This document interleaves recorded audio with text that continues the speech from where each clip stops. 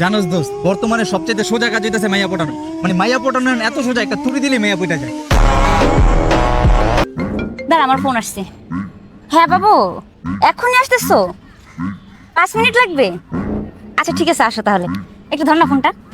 কে তোর বয়ফ্রেন্ড? হ্যাঁ, দে এবার। ও আসতেছে, দাও একটু রেডি হই। ও বয়ফ্রেন্ড আইতেছে দেখে রেডি হইতেছস? হ্যাঁ। আচ্ছা, আমারও গার্লফ্রেন্ড ফোন দিছে, খারাপ। হ্যাঁ বেবি বলো। বাবু কোথায় তুমি? আমি তো এই যে পার্কে। আচ্ছা থাকো, আমি আসতেছি, এখনই দেখা করবো। কি এখনই দেখা করবা? ওকে আসো। তোর গার্লফ্রেন্ড আসতেছে? হ্যাঁ হ্যাঁ,